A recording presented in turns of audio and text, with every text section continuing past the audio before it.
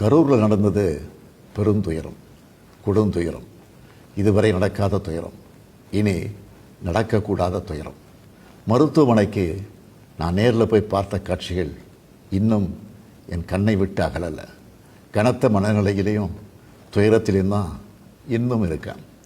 செய்தி கிடைச்சதும் மாவட்ட நிர்வாகத்தை முடுக்கிவிட்டு எல்லா உத்தரவுகளையும் பிறப்பித்த பின்னாலும் என்னால் வீட்டில் இருக்க முடியல. உடனே அன்றைக்கி நைட்டே கரூருக்கு போனேன். குழந்தைகள், பெண்கள்னு 41 உயிர்களை நாம் இழந்திருக்கிறோம். இறந்து போனவங்க குடும்பத்துக்கு தலா 10 லட்சம் ரூபாய் அறிவித்து அதை உடனடியாக வழங்கிட்டு இருக்கோம். ஹாஸ்பிட்டலில் சிகிச்சை பெற்று வர்றவங்களுக்கு அரசு சார்பில் முழு சிகிச்சையை வழங்கி வரோம். நடந்த சம்பவங்களுக்கான முழுமையான உண்மையான காரணத்தை ஆராய முன்னாள் நீதியரசர் அருணா ஜெகதீசன் அவர்கள் தலைமையில் ஒரு நபர் விசாரணை ஆணையம் அமைக்கப்பட்டிருக்கு. ஆணையத்தோட அறிக்கை அடிப்படையில் அரசோட அடுத்த கட்ட நடவடிக்கையில் இருக்கும்னு உறுதியளிக்கிறேன்.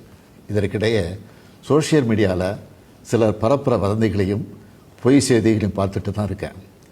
எந்த ஒரு அரசியல் கட்சி தலைவரும் தன்னோட தொண்டர்களும் அப்பாவி பொதுமக்களும் இறக்கிறத எப்பொழுதும் விரும்ப மாட்டாங்க. இந்த சம்பவத்தில் உயிரிழந்தவங்க எந்த கட்சி சார்ந்தவங்களாக இருந்தாலும் என்னை பொறுத்த வரைக்கும் அவங்க நம்மளோட தமிழ் உறவுகள்.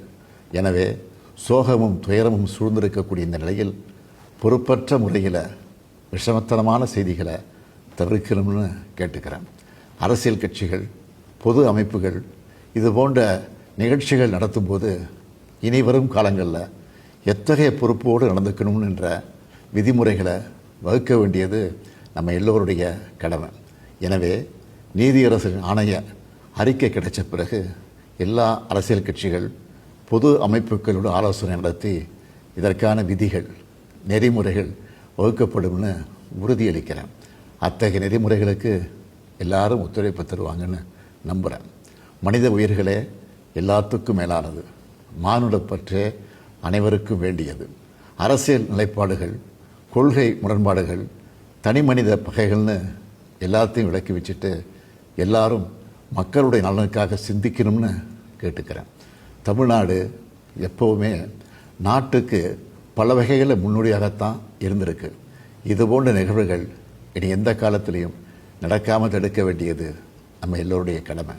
நன்றி, வணக்கம்.